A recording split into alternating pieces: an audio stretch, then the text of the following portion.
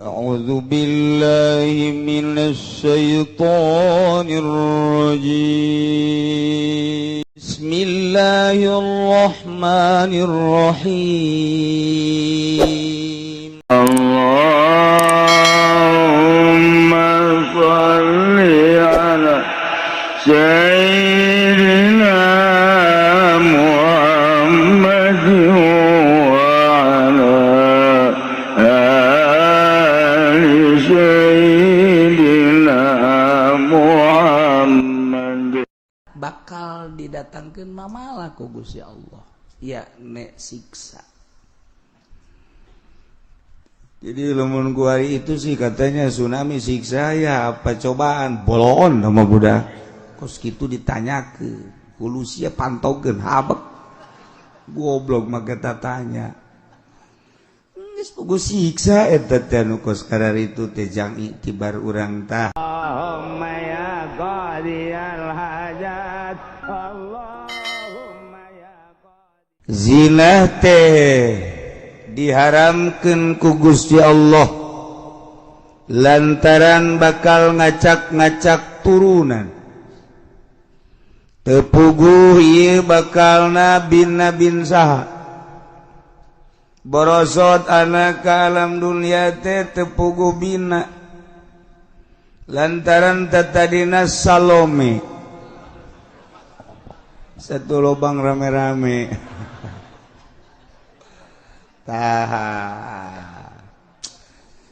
Supaya ngajelaskan tentang turunan ulah acak-acakan, maka diharamkanlah ku Gusti Allah zina.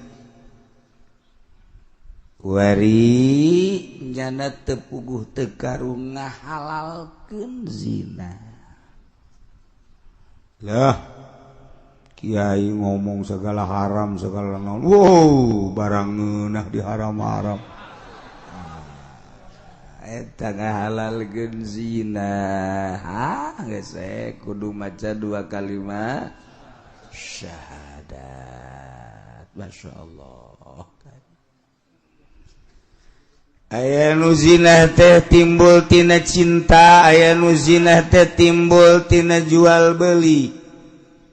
Baheula mah di Jakarta di Keramat Tunggak. Woi, tah mah geus terkenal. Basmi di Keramat Tunggak lompat ku ari ka kawasan Pasar Kemis. Beki deukeut ku ari. Masya Allah, cabang-cabangna loba di Citra aya. Unggal perumahan ayangan di perumahan Puri Cilongok doang. Alhamdulillah bersih sama didinya lantaran gerak kebehat. Polsek gerak, dan Ramil gerak, Koramil gerak, Kobeh toko pas kontak di dia. Aya nu kapanggih hiji 2 3 4 5 6 7.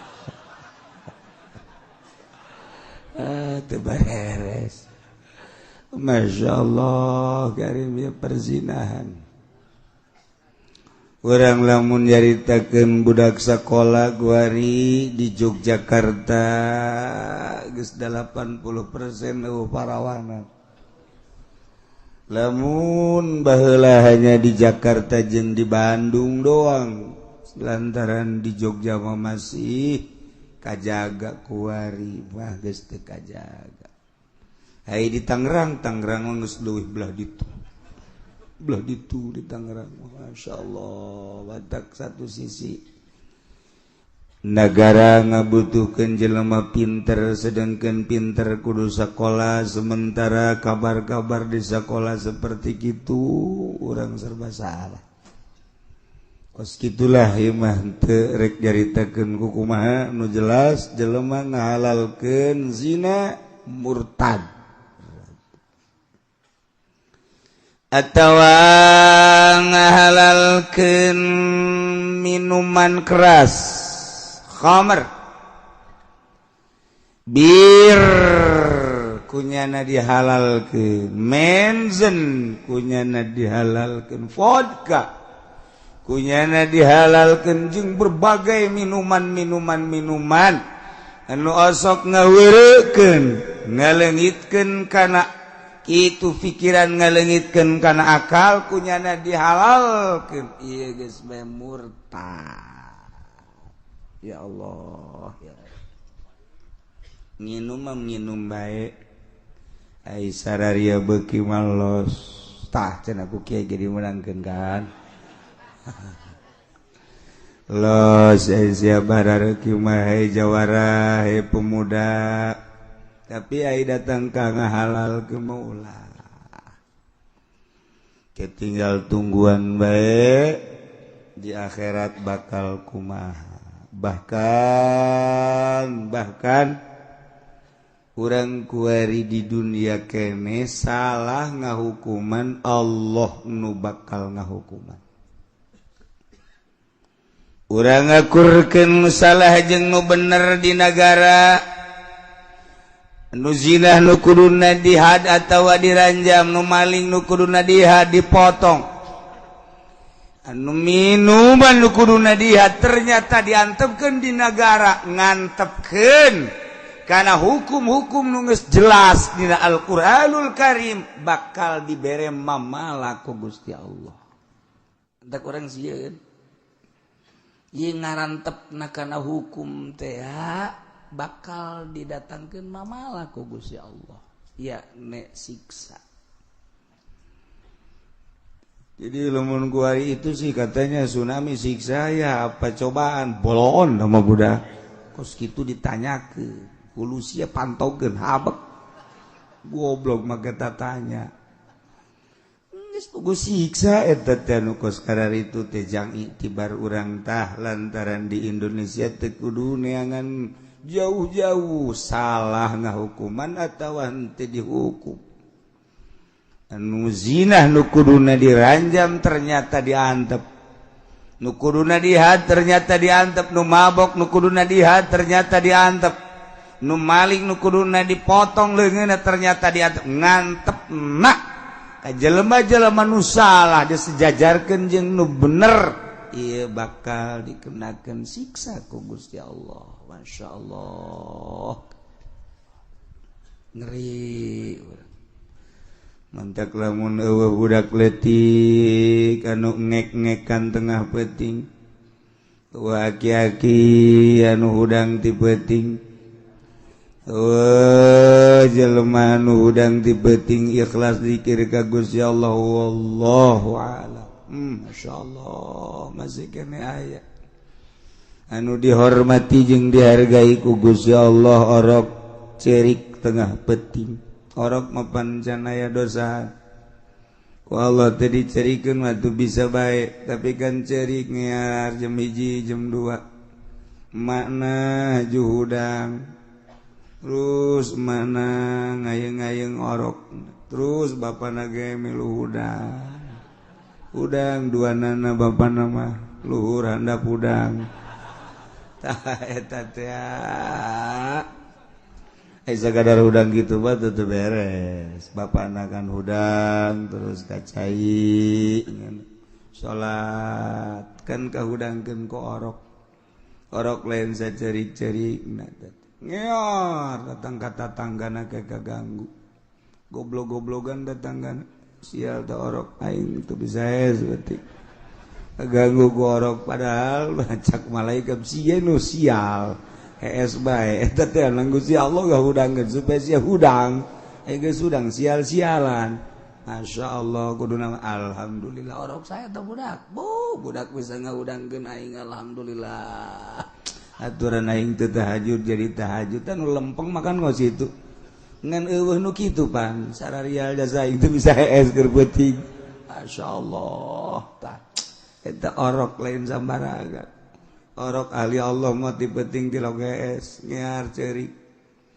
ngudangkeun sekitarna aya aki-aki jeung nini-nini udang ti peuting eta ge sarua teu kuat ki hayang ki kababayan di jalan malah mah can datang ka tempat cai geus kieu wer lain ngisang balik deui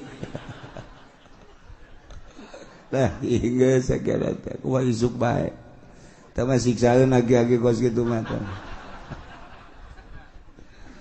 aduh jaga kaki sekolah dol berarti lah langsungnya mandi udang alhamdulillah berarti kiih mau bahagia ya kiih caknya lama kerti lo kayang ki tilo udang tipeting barang ayang ki bae udang tipeting caknya nun kita hajudu jadi eta teguran ti Gusti Allah hayang ki teu kuat teguran sebab keur ngorana tilo udang peting urang mah juga greget bae lu aing cenah tunggal peting bari manggeus ki bae duh cenah kudu kumaha gue teh dihudangkeun ku ki malah mawaliullah mah aya nu teu hudang-hudang di peting teh kumaha carana hayang hudang bebeja ka guruna mama hampura cek ini kula ieu teu daek hudang aya ti peting nginum loba sia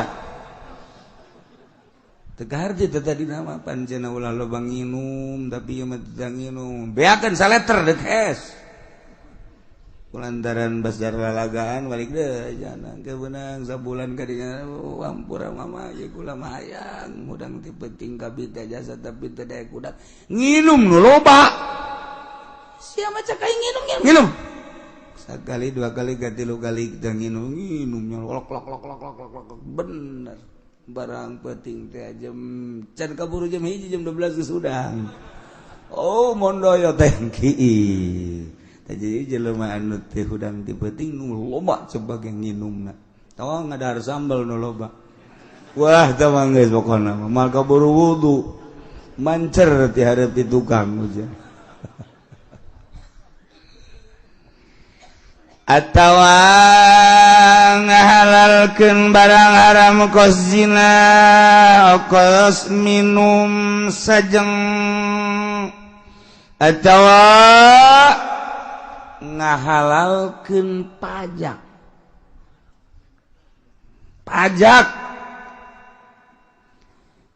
teh barang haram lawi taqada haqiyatal muksi jelema ngahalalkeun pajak eta teh geus pokona murtad cokotan mah cokotan bae ku RT ku lurah lo sama pajak tapi ulah ditekadkeun halal ai beuki mah nyana ka pajak bupati terus nya nama gupak di pajak gupak nya kos kebodongkol nya nama geus gupak ih mandak cek kula ge saha bupati nu bisa khusus salatna tadi dia kakara ka nyawa kamari ieu mah so amat cenah ki uci so jasa teh mah cenah ngomong ieu atuh aing mah wayah so mah so bae ieu ngan mendasar aing mah sona sakieu kiai dijagaan bae ge barang daharna ieu ti saha ieu ti mana maksudna ditanya kitu teh beusi aya nu salah hayang bener lurus ka Gusti Allah tetep husu hese bae hese beta husu teh lain hese deh hese jasa ngan rada deres bae aya disejak mah husu teh disejak geus kulantaran disejak atuh dijaga mata dijaga ceuli dijaga dan rada deres sok aya ner-neran mah saeutik ai kos kitu mah da bupati mana nu khusus salatna ya tangkepeun kabeh bupati mah tangkepeun lamun urang nyaritakeun Fikri ditangkep Bupati Garut kan kiai teh eta teh kiai atuh kiai salah mah tangkep bae Bupati Bogor teh wow eta teh kiai sakar ngaranna Bupati Bogor tuh pan siapa nyaho jasa pan babat sia kan atuh bae gedegekeun we atuh ge nyaho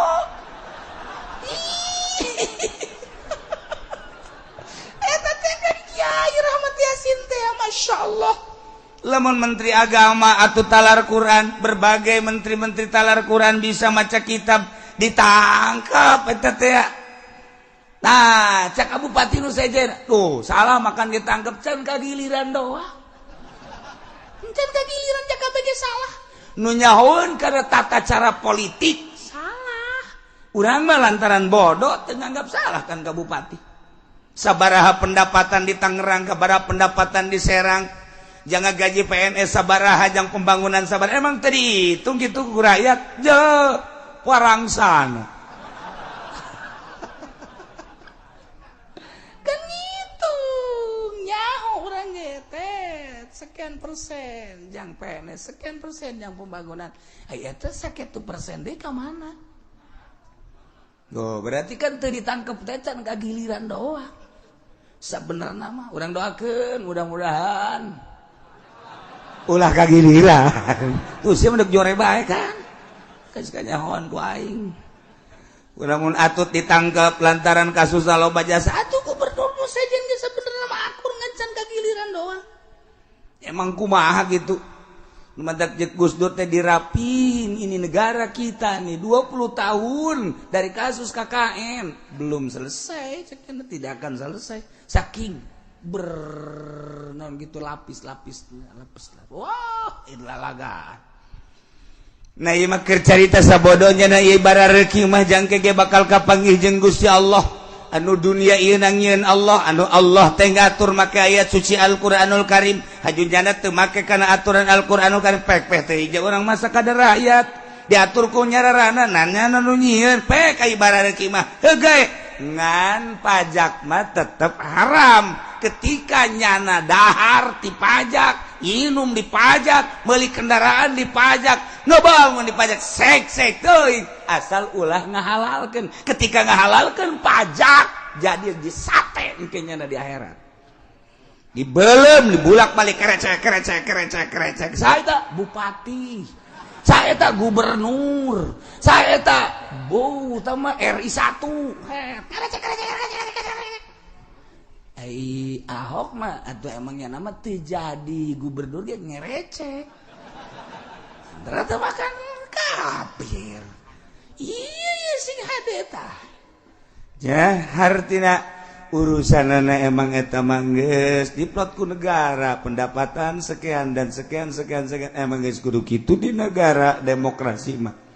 Nya bahkan ditingkatkeun deui pajak bangunan ge make pajak engke mah urangna ge dipajak urangna bakal dipajak karak-karak datang ka pager kemudian alat rumah tangga gelas segala sendok segala bakal dipajak engke hirup urang bakal dipajak geus nyana darek mah gupak dipajak pek bae ye nu mantap jarang mantan lurah haju balalener ibadahna jarang mantan camat ieu mah keur carita mantan bae nu bener haji ibadahna jarang. Kunaon eta bensin kan itu bensin geus menyatu jeung awak. Kecuali illa man tadarakahur rahmatu anu disusul ku rahmat Allah lain deui tamat. Meureun tadina loba sedekah dedeuheun Allah biasana kana loba sedekah Allah nyusul ku rahmatna. Abi ngaran-ngaran aju pelit mah ai hererese jasa. Ieu nu mentak pantes posa goblok-goblokna dagang aya nu halalan. Sabener-benerna pamarentah nu halalan deui kumaha coba eta. Coba eta deui kumaha eta. Ieu mah urang ulah bebeja ka batu, urang bae maksudna ieu, urang mah ieu nu ngaji bae ulah bebeja ka sasa ulah.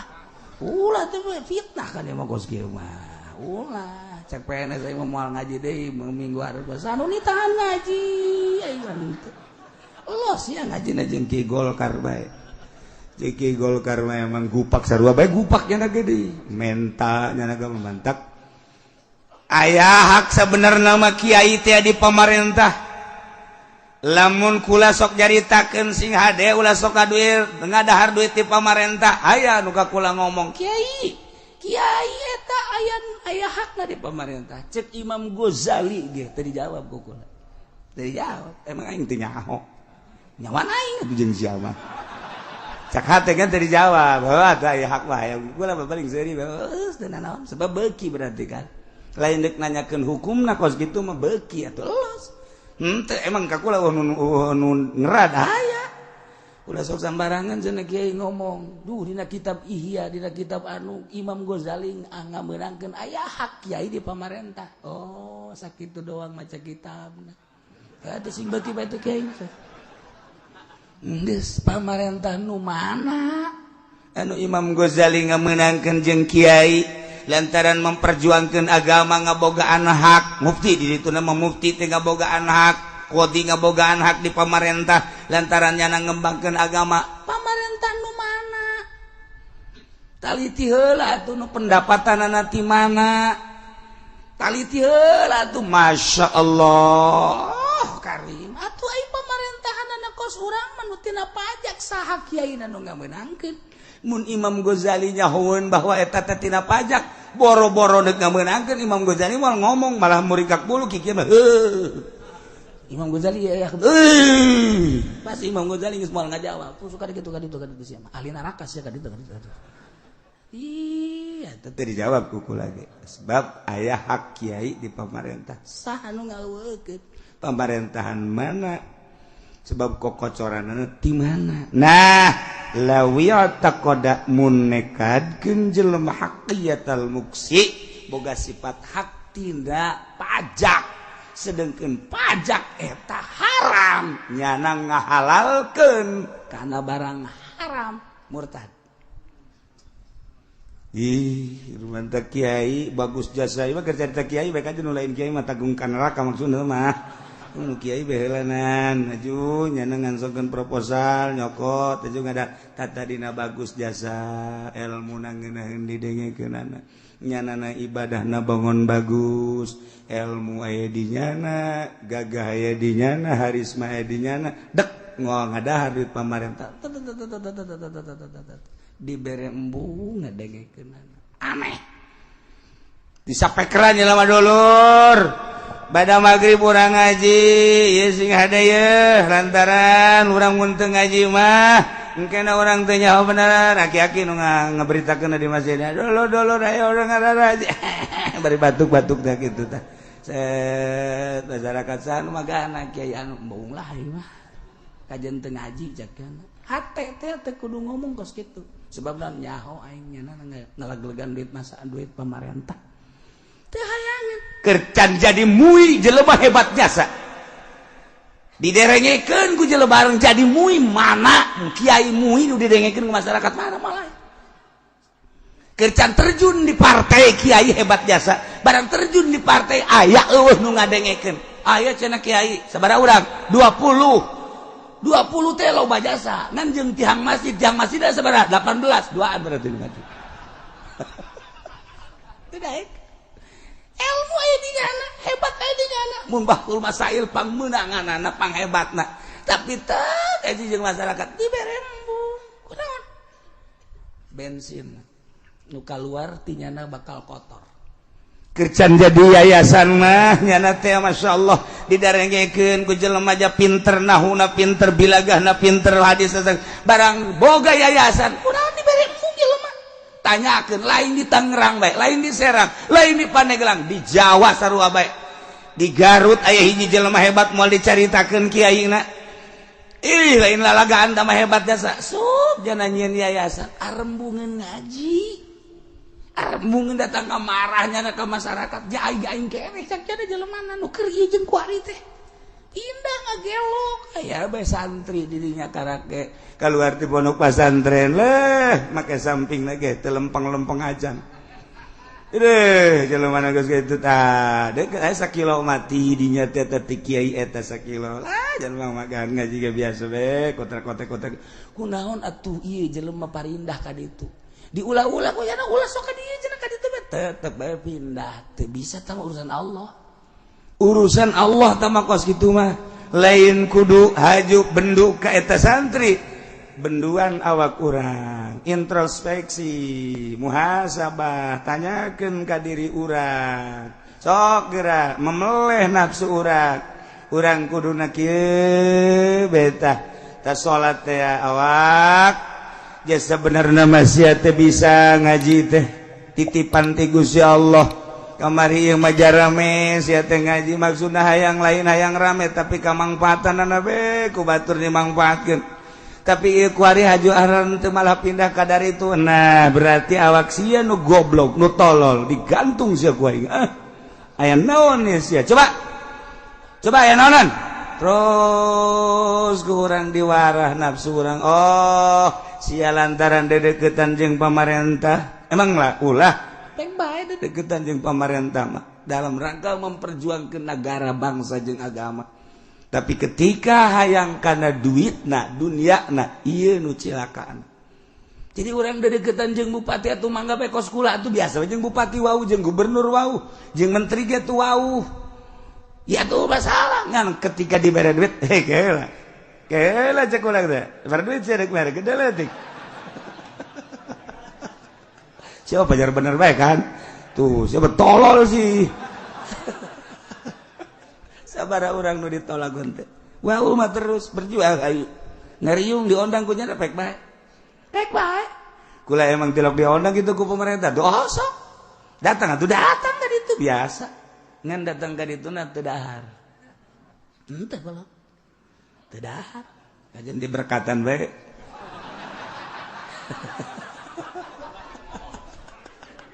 siapa pajar bener bae kan tuh atuh teh waleh datang ka ditu teh dek dahar lantaran nyana manusia aing manusia nyana butuheun baca kulhu kula zubirul falak bidas ngariung ayo ngariung ngakomunikahkeun mah tuh ieu mah emang tugas Gusti Allah keur carita aya waktu mah tuh hayu ngan ketika dibere duit henteu embo aja dibere cokot-cokot mah cokot bae aja jang satu itu rahasia negara tuh maksud ulah didahar henteu Allah maha uninya teu pernah kayak heula kudu ngadahar duit pajak.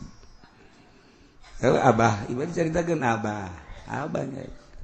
Sia lamun bere duit ku pengusaha, ku pedagang, kajunting ombalayah dagangna teu bagus eueuh masalah. Sebab anu halalan, anggap nu kasihan nu halalna. Kan kaharti tak kurang tapi lamun dibere ku pemerintah cokot teh awas ya mun didahar kerasa ku sia moal manfaat jeung moal ngeunaheun ibadah sia eta mah wasiat teh pokos kitu mah mantap henteu wae kata ka kuari ih dibere batu ditarima bae bagikeun nu dibagikeun atuh sapodo nyan mah teu husu ge urusannya na ieu teh waktu atak dibikeun ka Haji Pendi teh khususnya mah teh meleteran jalan kos gitu. Cenah atuh berarti racun, sabar nu geus kitu mah kudu diracun ieu lah.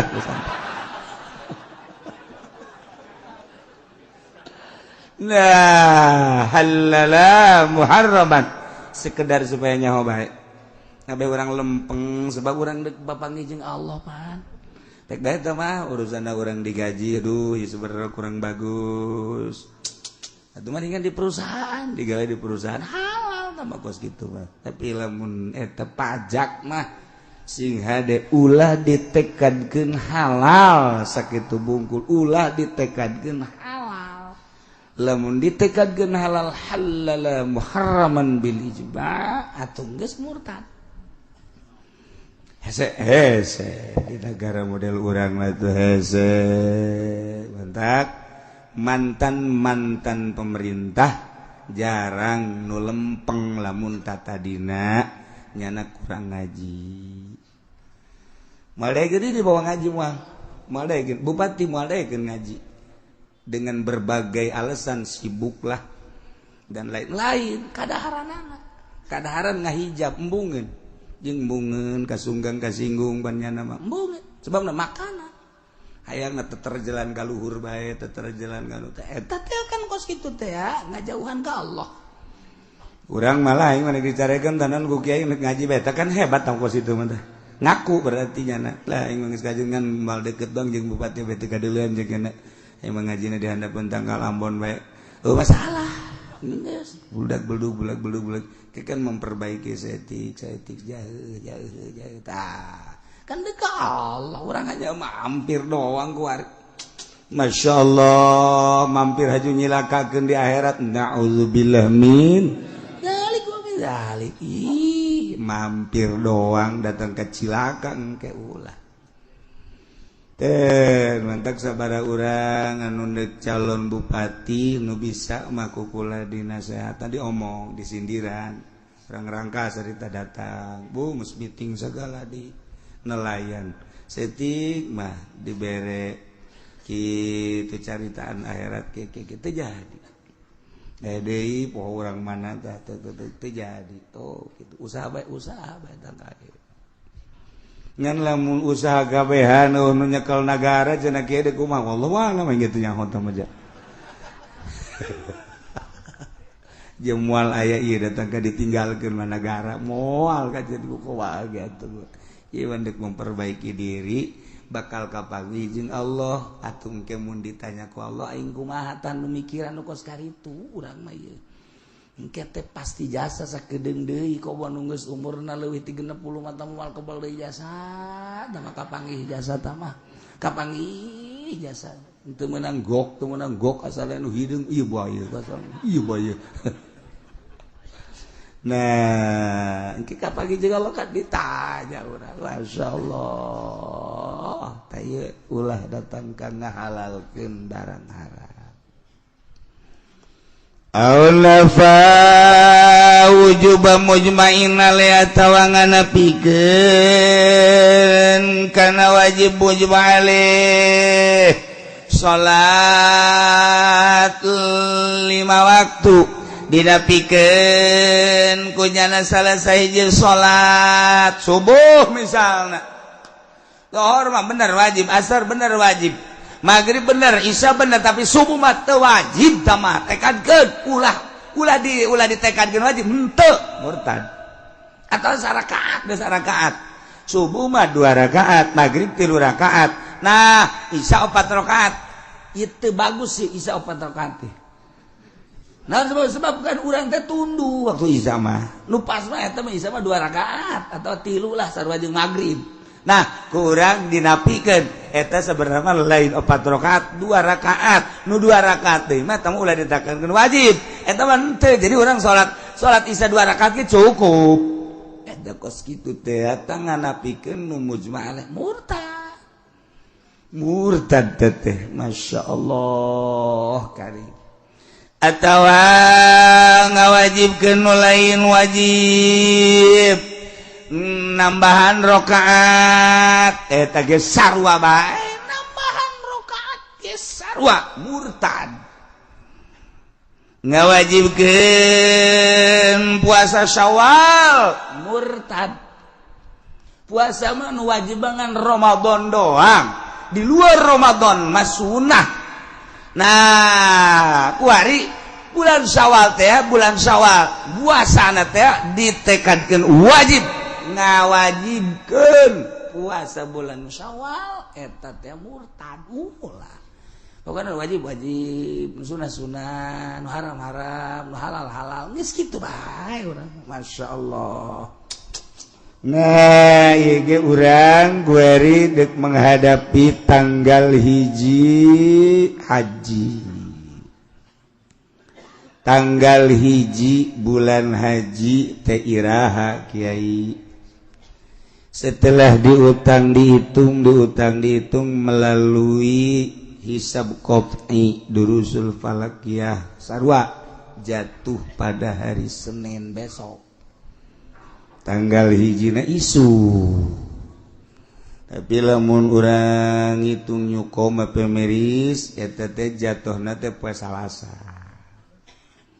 Lamun terus seperti kieu NU geus teu nyekel Sulam Munairen, Muhammadiyah nyekelan Sulam Munairen, geus lain berpatokan kana ru'yat. Kuari teh berpatokan karena kita bohong kadik ngomong-ngomong ru'yat. Jabuktina ketika Sulam Munairen ru'yat nyana teu ngaru'yatkeun. Nah, kulantaran sakitu bakal aya perbedaan. Lamun pemerintah depag nyekelan gitu Happy Maris nyukom berarti nyana lebaranana poe Kemis. Lamun nu nyekelan Sulam berarti lebarana Rabu. Tapi anu indah ieu teh sportif. Andai kata engke penting ru'yat, ulah ningali Sulam, ulah ningali Happy Maris cukup. Pokona ru'yat, talamun ru'yat kadeuleu kuari iseukeut teu sore berarti geus bae menyatakeun tanggal 1 isuk. Namun wabehan lamun teu ahli-ahli ru'yat. Urang mah kajunting ru'yat ge moal kadeuleu. Urang mah lamun ru'yat kumaha dideulekeun. Oh iya aya 2 ceukna. Masa bulan 2 heueuh. Eta mah dina dada golode ceukna. Eta mah lain bulan, belon pentil tah mah atuh. Wah, ieu ru'yat teu beres nah jadi kudu ahli tetep kan selama geus dinyatakeun teu harmonisna NU jeung Muhammadiyah bahkan di jero NU sorangan urang nyaksikeun keberadaan muktamar kamari dahsyat lain lalagaan ribut gede lain ribut leutik urang menyaritakeun teh lantaran urang kulturna tetep NU imah urang NU jadi urang teh prihatin jeung sedih kayaan imah urang seperti kitu lain perwatakan NU maka urang tinggal sedihna ge sedihna deui eta nu disaksikeun hanya sekelumit asli nama pohara jasa bahkan mun kukula dicaritakeun ka jero-jerona bakal muringkak bulu naga lain di pondok jeung nu handap-handap mata geus kudu dicaritakeun nyaho teu beresna beheulanan na ieu mah kula masa kadar nyaritakeun kula mah tetep bae selama ieu mah deuk nyekelan ku kiai cekelan kiai nu baheula bae deuk nyekelan sulam maka ngayakinkeun tanggal hijina tetep isuk henteu rek ngajak mah mangga duk milu mangga deuk henteu ge masalah ke di akhirat besi kula ka surga ulah marilu belos masih maaf siapa bae bocah kiai bencana yakinkeun ka satu yakin ya itu lo yakin bakal ka surga boso amat ya tuh geus kitu bae mau boga kayakinan itu tuh yakin udah kuat tuh hiji ana indozoni abdi bi cek kanjeng Nabi hadis qudsi aing mah cek Allah kumaha sangkaan hamba sia hamba ka aing lamun hamba ngarasa deket aing mun hamba ngarasa jauh mun hamba ngarasa bakal selamat mun hamba ngarasa moal selamat moal antak ulah mah boga kayakinan surga cek Allah atuh geus bae ka surga teh heula kitu bae saya nah ieu mah keur carita hese kan keyakinan mah komo nu berat ka dieu ka ditu mah berat ke organisasi berat ke negara berat total los sama boga kabeng berat kula batu berat ke NU teu berat ke Muhammadiyah teu berat ke negara kula bae geus bae ke pamajikan we jeung anak deuk diajak si anak milu ya jeung aing mah isukan tanggal hijina lebaran berbok ndek hayu ndek henteu masalah sakena tuh ndek bae ndek jeung adik-adik kula deuk nanya ndek milu ndek henteu oh salah tadi moal kumaha paling rek naja we ka jipen disrek milu moal ka ditu sinter ku aing sia saya kan itu teh ieu kelalagan jadi kasih geus moal caritakeun panjang-panjang urusan gitu hisab qot'ina geus nyaraho kabeh jadi isuk tanggal 1 geus lamun isuk berarti Senin Selasa Rebo ngahenen karena sejerokan berarti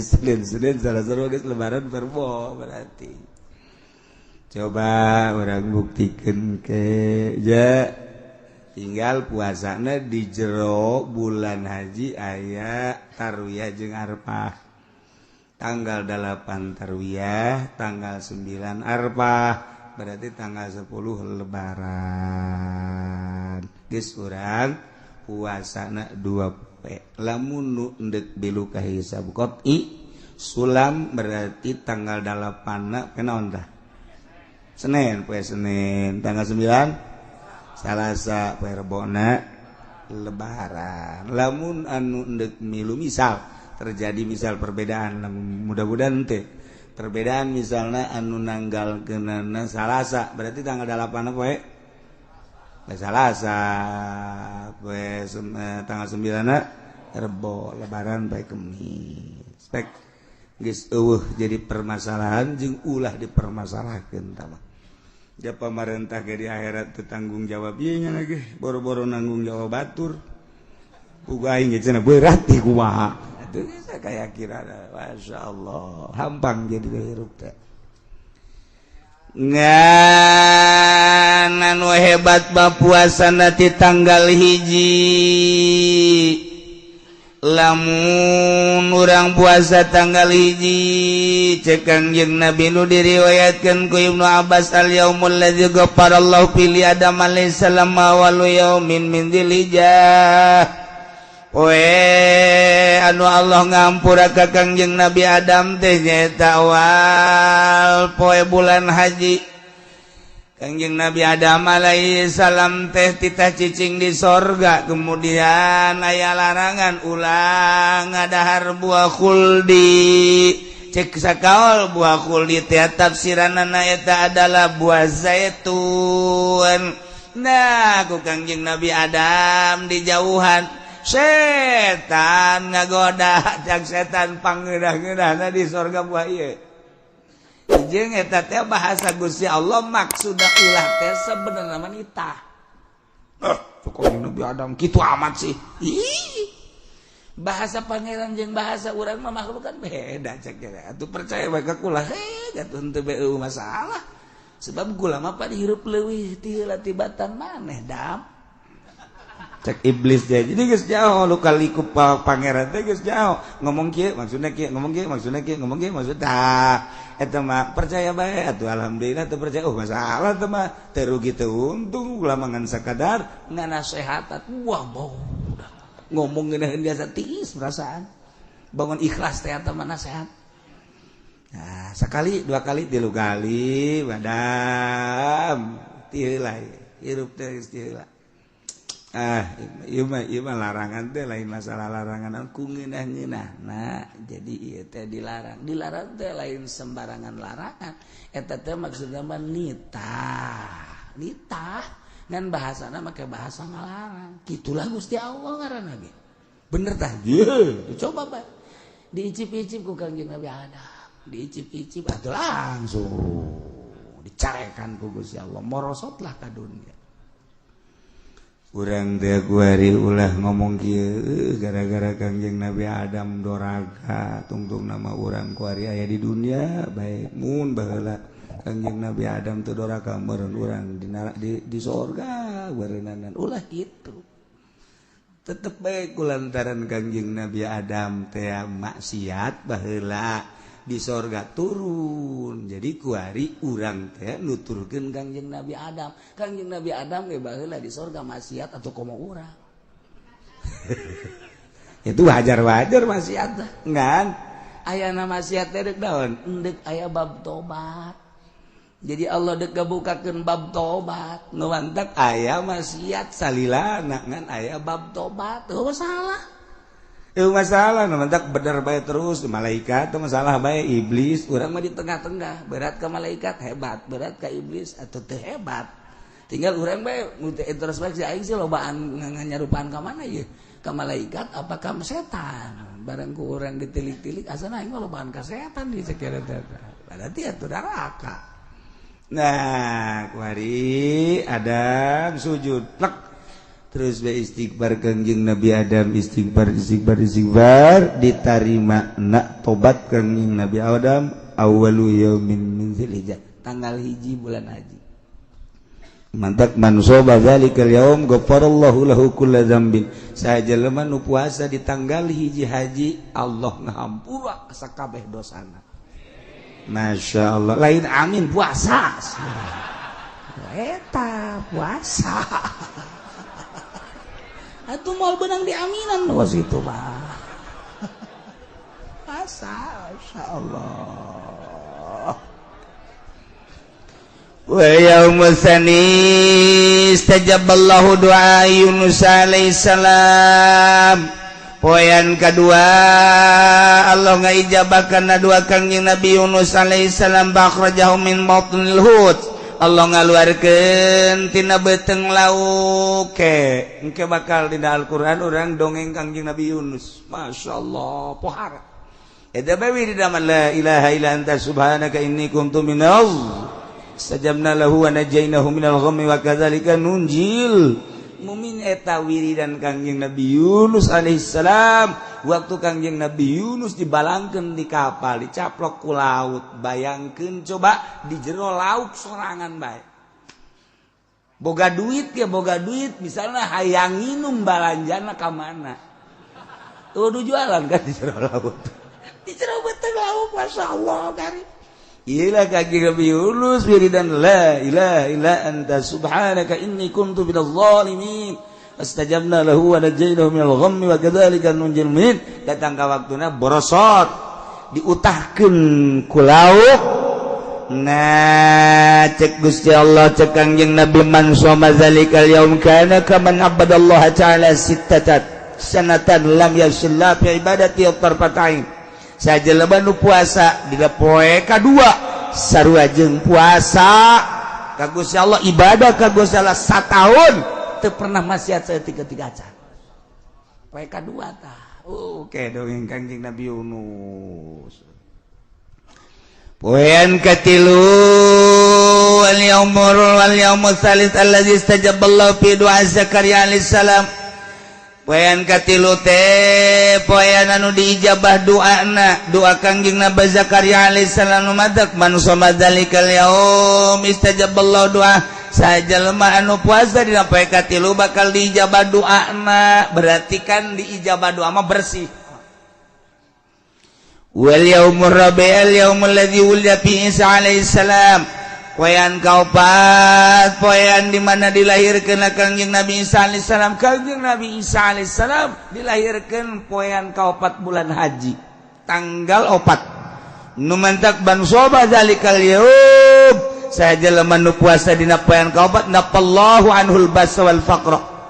Bakal dilegitkeun ku Gusti Allah kesulitan-kesulitan kepakiran-kepakiran tah poe kaopat tas liadet bakal murang mun puasa di poe kaopat moal dibere riweuh moal dibere pakir dibere senang ku Gusti Allah ya Allah ya poe kaopat untuk liadet wal yaumul khamis al yaumul ladzi wulida fi Musa alaihi salam poean kalimat teh poean nu dilahirkeun Kangjeng Nabi Musa alaihi salam man shoma zalikal yaum dari aminal nifaq qaum min azabil qabri sajelema nu puasa dina poean kalima bulan haji bakal dimerdekakeun tina penyakit nifaq jeung dimerdekakeun dibebaskeun tina siksa kubur. Masyaallah andak nu karolot nu tereh paeh yeuh nah ieu puasa teh poe kalima tah. Aduh, geus gede jasa ganjaranana.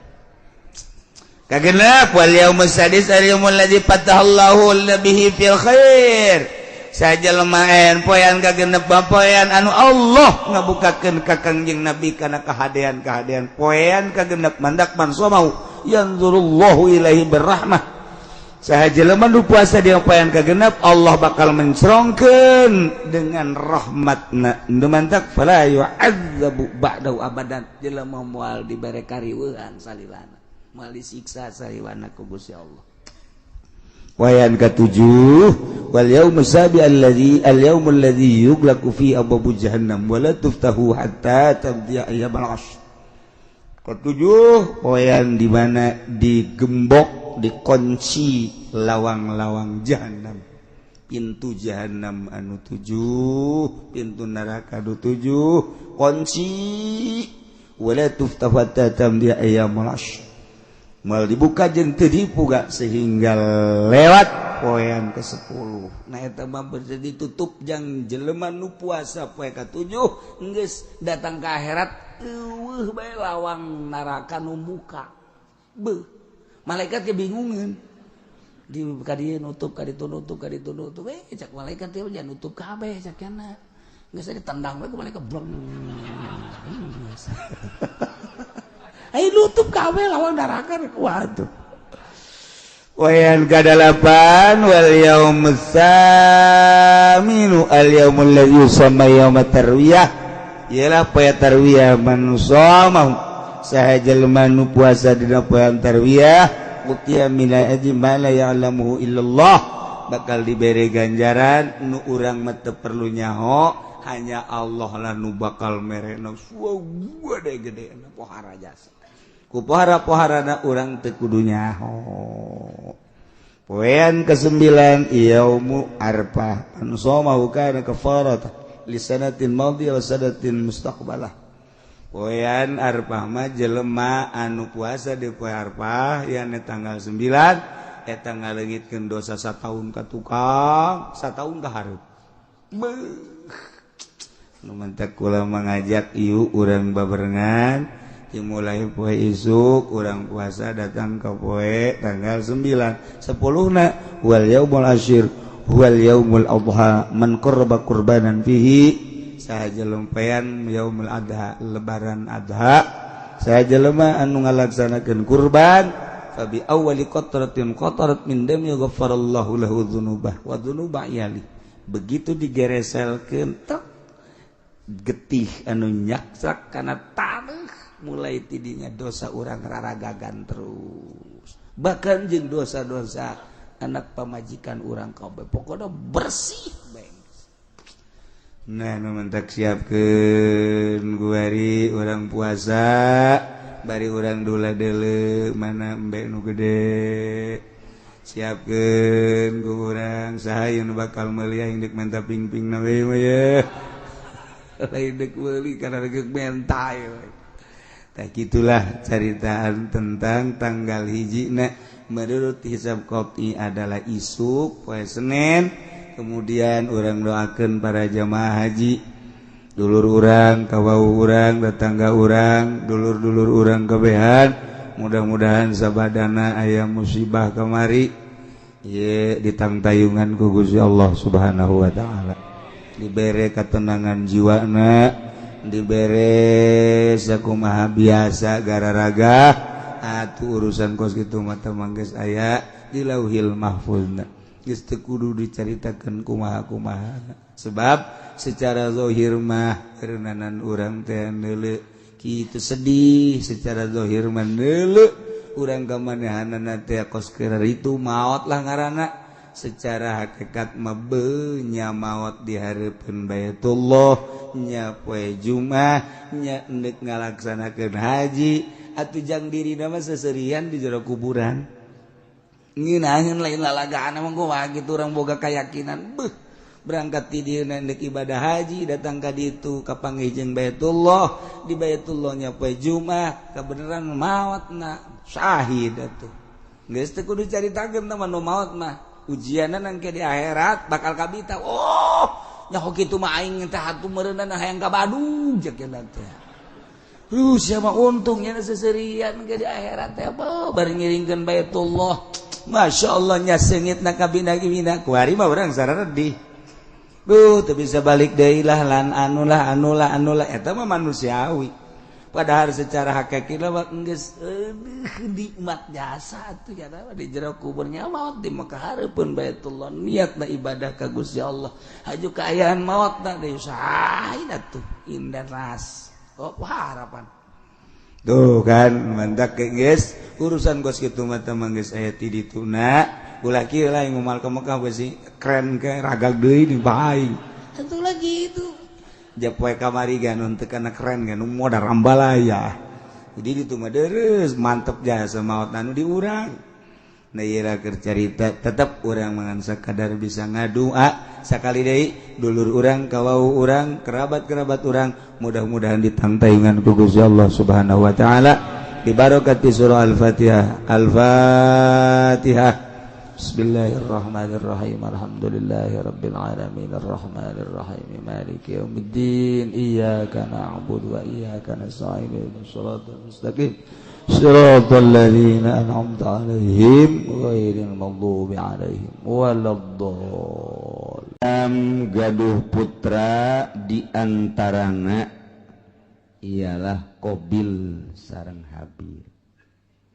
Kangjeng Nabi Adam seluruh gaduh putrana adalah tis'atun wa salasuna 39 boga anakna 39 Kangjeng Nabi Adam dunia sakieu legana dieusian ku 39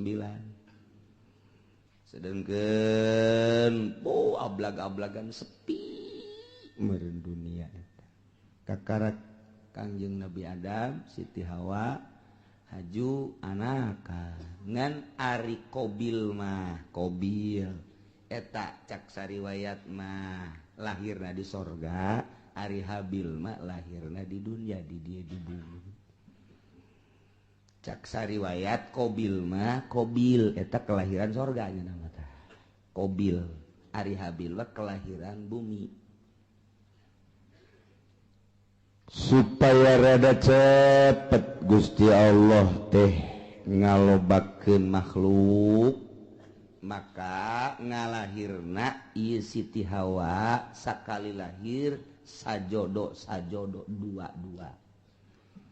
lalaki awewe lalaki awewe lalaki awe kitu bae tah sajodo tah kabeneran Qabil mah ngajodona ieu jeung hiji awewe nu ngaran Iqlima gelis ai Habil sajodona jeung Labuda rada kurang gelis modal berbes lah gitu rada kurang gelis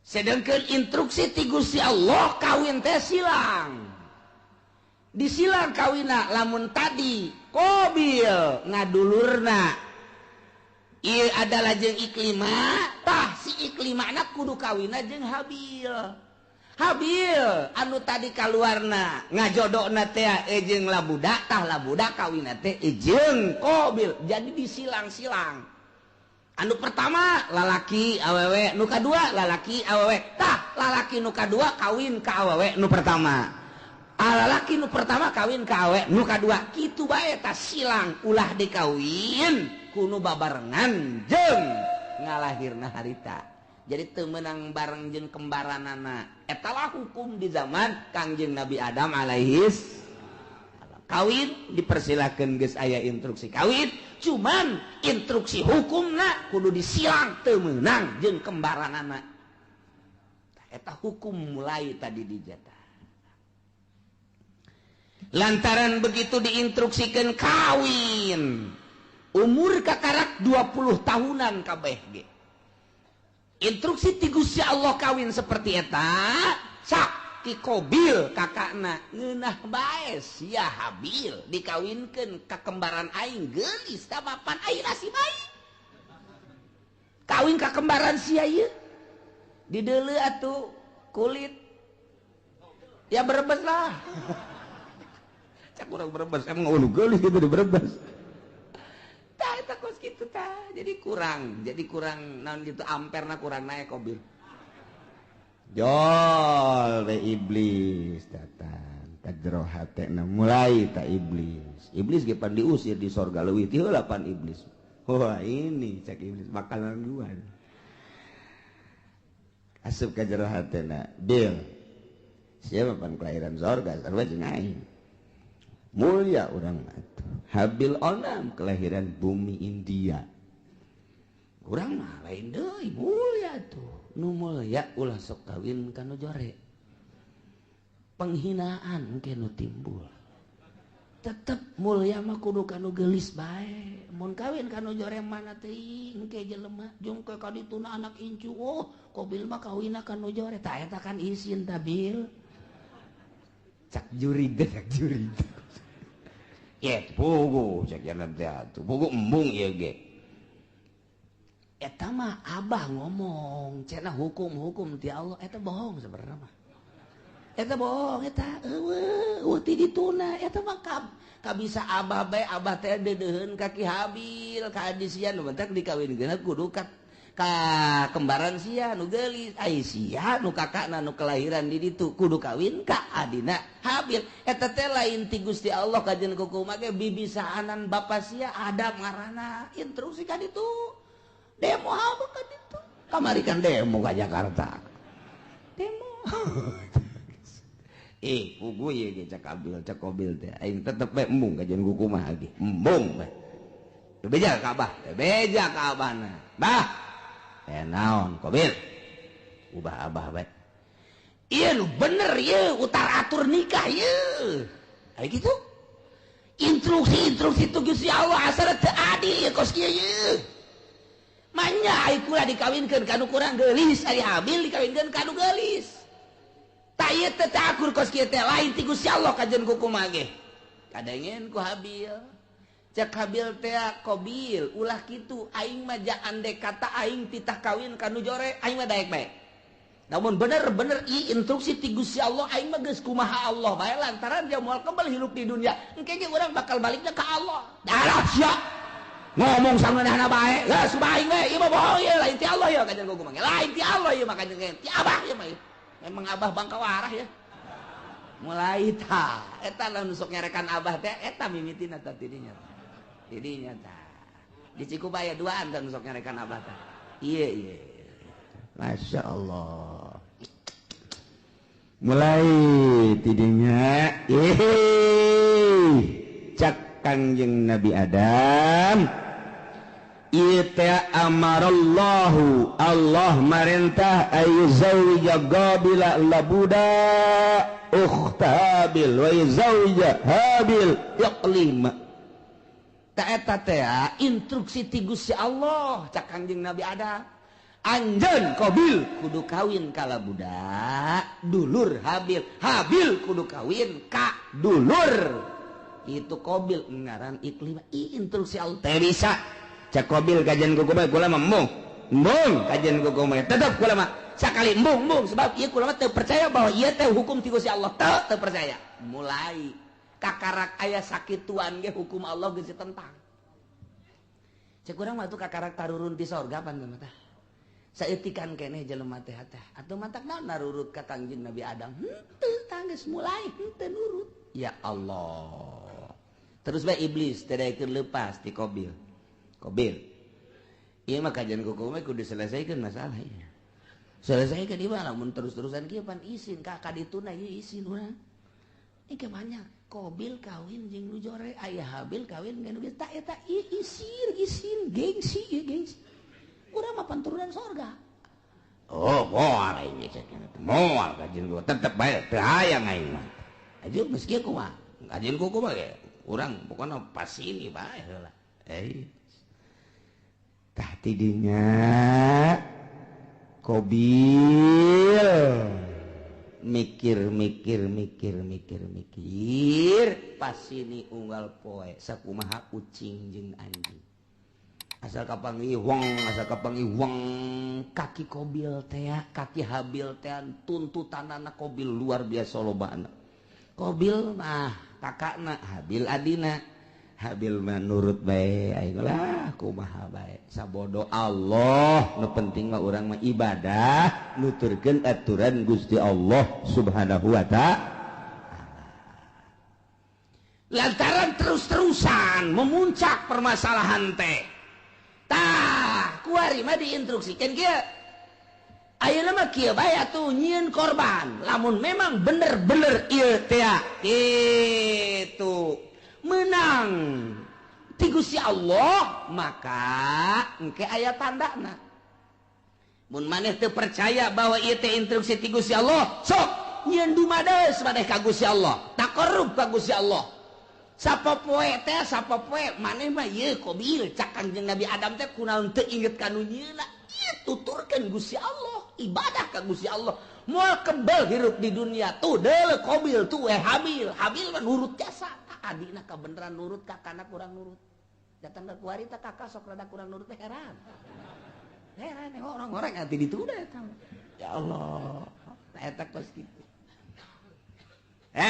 yes nyieun korban kuari mah nyieun korban naon nu dikorbankeun ku maneh Qabil ulama supaya Gusti Allah narima ka kula deuk korban lantaran kula mah petani hasil tani bae ayo geura kumpulkeun maneh Habil naon kula mah lantaran pangangon embe kibas kula mah cirina naon cak Qabil ieu bahwa korban ditarima ku Gusti Allah jeung teu ditarimana engke cak Kangjeng Nabi Adam lamun ditarima bakal turun langsung ti langit seuneu set engke ngalahap anu ditarima mun anu maneh Qabil ditarima bea engke garing dihakan seuneu dilentab seuneu lamun nu ieu anu diterima nu kono Habil nu embe beak bos ini kitu bae oke cek nyana jadi geus ya dikumpulkan kunyana harta-harta hasil tatanian dikumpulkeun anak hasil tani mun pare nu pangjore nu dikorbankeun teh lamun gandrung anu geus pangjore korma nu pangjore dihiji-hijikeun bangsa anu bakukulna eta dikorbankeun ari nu bararagusna mah ieu dipake ka hook kunyana jang ditumpuk-tumpuk harta jore ari kau habil mah begitu dikorban teh wow neangan umbe nu puang gedena jeung nu puang bagusna dipantian kunyana ieu nu jang Gusti Allah mah ieu korban ka Gusti Allah entakan nu puang gedena puang bagusna puang lintuhna jadi beda karakterna ai Qabil mah kos urang Cikupa nu pangjorena bae ai Habil mah kos urang Cilongok nu pang bagus bae sia cek urang Cikupa tak eta kos kitu kayana tedan bek teu kebal langsung turun seuneu tet neong itu turun seuneu cak Qabil pasti nu aing nu dilentab ka jeung ku komal ge pasti nu aing mun aing nu dilentab berarti aing kawin jeung nu gelis mun aing kitu dilentab berarti ieu teu beres urusan ieu turun seuneu ka dieu ka ditu aing nu dilentab embe plek ceret bawa ka luhur teh aya tinggal ieu bae korban Qabil hasil tatangin hasil tani nu jarore teh teu dilentab ku seun tuh cak Kangjeng Nabi Adam nu ditarima nu mana nu ditarima nu mana cicing bae Qabil teh gas ulah loba ngomong cak Qabil teh abah kuari cenah rencana ka Mekah mah eger ka Mekah ka ditu atuh eta ka anak ka kolot kos kitu eta eger ka Mekah mah isi rek naon tuh di dieu mana naon kula mah padahal boga rencana abah ka Mekah adi dibunuh sia ku aing jadi aya abah aya keneh mah embungeun nya ge rada kagokeun kira ka Mekah ditungguan nyana nungguan abah na ka Mekah sekian bulan berangkat Kangjeng Nabi Adam ieu adalah ka Mekah Qabil tenang geus eueuh sasaha ngan jeung Habil doang berikut dulur-dulurna jadinya lah mulai nyana dendam kesumat hasud anu luar biasa di jero hatena hayang ngabunuh Habil iyalah cerita eta dicaritakeun ku Gusti Allah dibejakeun ka Kangjeng Nabi urang Kangjeng Nabi Muhammad sallallahu alaihi wasallam naon ieu nu matak dibejakeun tah kamari Yahudi kamari musyrikin munafik teu percaya ka Kangjeng Nabi ulah kaget Muhammad munafik teu iman ka anjeun musyrikin musuhan ka anjeun kapirin ngamusuhan ka anjeun cikene nu kamari dicaritakeun teh ngamusuhan ka anjeun horenganan baheula ge takarak ge turun ti sorga ka dunya ieu anak incu Kangjeng Nabi Adam anakna sorangan Qabil geus boleh teu percaya ka Kangjeng Nabi Adam geus teu iman ka Gusti Allah malah ngabunuh adina nu ngaran Habil dicaritakeun ka Kangjeng Nabi abeh Kangjeng Nabi ieu tenang tentrem adem sebab lamun teu nurut jelema ka Kangjeng kemudian Kangjeng Nabi na teu dihibur manusiawi kan Kangjeng Nabi sifat kemanusiaan apa aing teu diturut aing kitu mah aya dongeng-dongengna tah Kangjeng Nabi Isa ge teu diturut jaheueuh tuh Kangjeng Nabi Adam ge teu diturut jaheueuh atuh kong aing abeh kitu entek tenang Kangjeng nah ieulah didongengkeun ku Gusti Allah melalui ayat watslu bacakeun ku anjeun ya Muhammad he Muhammad alaihim atas kaum anjeun baheula dibacakeun ku Kangjeng di Madinah terus disampai-sampaikeun ku sahabat disampaikeun ku tabiin disampaikeun ku atbat tabiin ku ari poe Minggu disampaikeun ku ari ku urang kadenge ta dongeng eta teh ta ieu ayatna bacakeun Muhammad ka kaum anjeun naon nabaab Nabi Adam berita anak dua Kangjeng Nabi Adam alaihis nu ngaran Habil jeung Qabil caritakeun bil haqi kalawan sabener-benerna il qurba qurbanan waktu Qabil jeung Habil ieu diperintah dumadeheus ka Gusti Allah nyin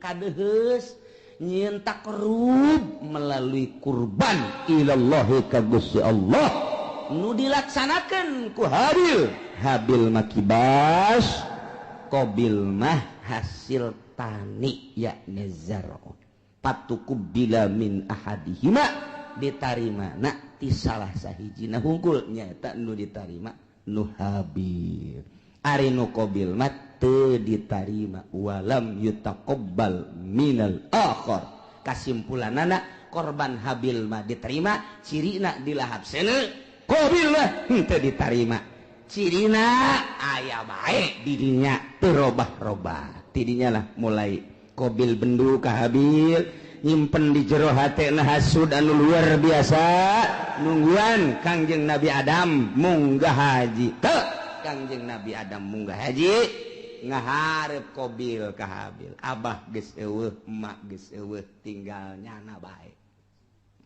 Habil aya naon ka dieu aya naon cak Qabil la aqqa tulan bang aing bakal ngabunuh sia bunuh sia ku aing cak Habil qala 5 kok main bunuh-bunuh bae emang aya naon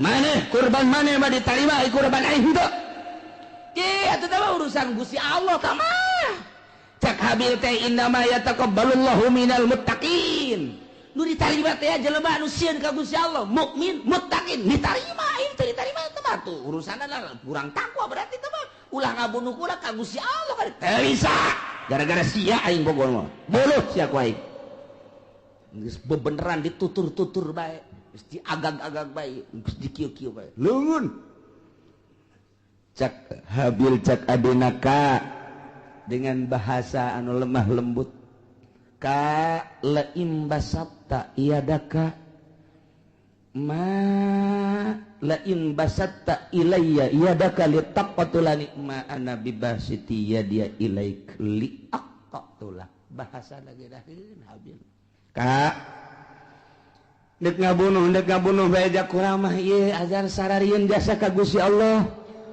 lain basatta yakin pasti nyata lamun kakak ngagerakeun leungeun kakak manjangkeun leungeun kakak ngulurkeun leungeun kakak dek nampiling ka kula kakak dek nyabok ka kula kakak dek kabunuh ka kula ma ana bibasiti yadia ilaik kuring memual kudu males uluran tangan kula memual nyabok ka kakak kula memual ngabunuh di eueuh saeutik terbersit di jero hate hayang ngabunuh eueuh saeutik hayang males kakak ngabunuh kula mah dek cicing bae kakak nampilih kula mah cicing bae kakak dek jawab kula mah cicing bae pokona mah kula mah moal ngabunuh sama sekali silakan kumaha kakak bae lantaran ini akhafullah rabbal alamin sieun jasa ka Allah eta Habil mah bahasana anu luar biasa inni uridu an tabu'a bi ismi wa ismik fatakuna min ashabin nar cak Habil teh asanyana kaula teh ieu adalah sieun jasa ka Gusti Allah lamun sampekeun ka kakak ngabunuh ka kula atuh meureunanan seakan sing kuring teh kula teh ieu berharap kakak teh ke bakal balik ke akhirat teh mawa dosa kula jeung dosa kakak sorangan memeh ngabunuh kula ge kakak geus loba jasa dosana ditambah jeung dosa ngabunuh ka kula duanana dibawa ku kakak engke kakak di akhirat fatakuna min ashabin nar atuh engke bakal jadi ahli neraka tah ieu bahasana luar biasa aya bahasa inni uridu an tabu'a sanyana kaula ngarepkeun kana yen babalik berarti boga harepan lain boga harepan lantaran eueuh maksud males ngabunuh seakan kos nu mengharap nyana teh dibunuh lain mengharap dibunuh urusan dibunuh mah mangga kumaha kakak ngan kula henteu ngamaksud dek ngabunuh lantaran cak Kangjeng Nabi ge al qatil wal maqtul finnar jelema nu ngabunuh jeung nu dibunuh sarua pada asup ka neraka. Lamun anu dibunuhna boga niatan hayang ngabunuh. Mantak cak Kangjeng Nabi teh al-qatil wal maqtul finnar. Nu ngabunuh jeung nu dibunuh asup ka neraka. Cak sahabat Gusti Rasul, ai nu ngabunuh mah kaharti ka neraka, ai nu dibunuh, panu dibunuh ge nyara teh lamun imkan mah hayang ngabunuh. Oh jaheunya nyara ge ngan eleh wae gelutna. Kulantaran eleh kabunuh, jangan lagi hayang ngabunuh, hayang malas. Ta eta dumadak al-qatil wal maqtul finnar. Habil mah eueuh maksud ngabunuh, kulantaran eueuh maksud ngabunuh dengan bahasa anu lemas disebutna al-kalamul jami'ul mani. Mun cek ahli dilagah mah nu mantak bahasana inni uridu an tabu'a bi ismi wa ismika fatakuna min ashabin nar. Geus pihartieunana aduh kakak lamun kakak sampai ka ngabunuh ka kula jakula mah moal ngalawan teu hayang ngabunuh deui ka kakak atuh engke berarti kakak teh mun bali ka ditu teh mawa dosa dua, dosa kakak memeh ngabunuh jeung dosa kula atuh engke di akhirat meureun pinuh ku dosa mangga sakumaha kakak bae kula mangan sakadar nasehatan doang. Sia ngomong ke situ balangan nasehatan sakadar wah ini teu bisa diomong ku kumaha. Masya Allah. Tah gitulah akhirnya kumaha dah langsung ditikem sanggeus sadikit tikem bingung aing ngabunuhna kumaha ieu. Can aya pembunuhan pan harita. Can aya pembunuhan cara ngabunuh ngaleungitkeun nyawa artina ieu ku sabab dikubahakeun lah bingung. Dijotos besi teu bae. Digebug besi teu bae, dikumahakeun ieu. Dikumahakeun bingung nyana. Nyana mikiran ngabunuh ge bingung lantaran can pernah aya nu ngabunuh pan harita mah. Manusia pertama nyana eta anak Kangjeng Nabi Adam anu ngamimitian dek ngabunuh datang ka ngabunuh ge bingung kumaha carana. Ngalamun bae Habil geus aya bae di sisi dicekelan bae kieu dek dibunuhkeun bingung cara ngabunuhna kumaha. Cara ngabunuh sok iblis asup deui ka jero hateun. Aya sia bodoh-bodoh teh atuh ngabunuh bae heseun amat. Cak iblis ya atuh teu kumaha aja can urang anu dibunuh. Japan ieu manusia kakara ge urang doang. Ngomong aja di jero hate jeung iblis. Ya kadeulekeun ya. Deulekeun ya. Cet bae iblis teh keluar nu hiji. Tek. Hareup ngarupa nya jeung iblis tu saja gelut di bareng gelut nu hiji dicekel tek dikahadapkeun terus jokot batu digebukeun blek kana huluna. Hai. Oh tak kitu ngabunuh mah tah. Jadi dicontohan ku sakadang iblis. Masya Allah tuh gitulah Qabil teh oh jaheu babarinya eta iblis nu hiji pae kakara pae geus pae nah Habil ku aing geus bisa sebab aing geus kuliah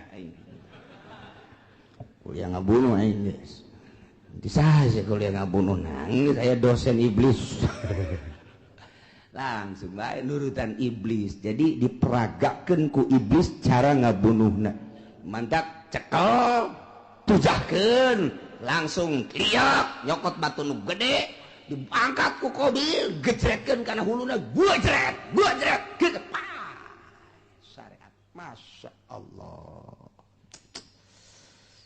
Gitulah bakal jadi ahli neraka wa zalika jazaa'ul zalimin. Nyana jadi ahli neraka babalas jelema nu zalimah tidinya lantaran keheul jeung keukeuh bae hayang ngabunuh fatawaat maka ngagoda zayanat ngahiasi lahu ka Qabil nafsahu kana nafsuna qatlahihi kana ngabunuh dulurna nu ngaran Habil diperagakeun ku iblis faqatalahu maka dibunuhlah ku Qabil Habil dengan cara diperagakeun kos sakumaha iblis fa asbaha minal khasirin barang geus bae ngalangsa lantaran iblis kalaluar tina hatena ditinggalkeun kabur malah kadenge kaburna ge hayuh sia cilaka Qabil cak iblis kan cilaka sia Qabil cak iblis aing geus teu tanggung jawab aing ge ieu doraka setik di sorga turun ka handap baheula kalantaran teu percaya ka adab aing dilanat ku Gusti Allah sia ku ari termasuk laknateun Allah aing teu tanggung jawab kumaha sia bae kobil ceurik di dieu kadung ditangkep ku nyana aduh hadi can nyana ditangkep ku nyana masyaallah ieu aya ku kieu-kieu teuing ditangkep ku nyana bari ceurik nyaah jeung deudeuh diciuman geus payat kakak de kudu kumaha ieu teh kudu kumaha jelema geus Kangjeng Nabi Adam Siti Hawa ka Mekah adi-adina jararo tinggalnya na doang duaan ditangkep punyana geus dibunuh mah lantaran iblis tak kalaluan mana teuing luar biasa sedihna Qabil harita neuk minta tulung ka mana ngan sakikituna jelema dibabawa kunyana dipapanggul kunyana ku deudeuh jeung nyaah deudeuh jeung nyaah dipanggul tok ka Masrik 60 kilometer mamanggul bae dipanggul deui ka Magrib 60 kilometer bulak-balik lantaran deudeuh jeung nyaah masyaallah kudu dikumahakeun atuh ieu adi diciuman deui dipanggul deui dicium deui dipanggul deui dicium deui dipanggul deui eta sakitu geus luar biasa 40 poe cak sakol maki kituan bage iblis asup deui geus dibunuh mah ulah sakaduhung-kaduhung moal hirup deui kajen kumaha ke moal hirup deui kudu kumaha tuh ieu kalanjutanana fa ba'asallahu ghuraba wallahu a'lam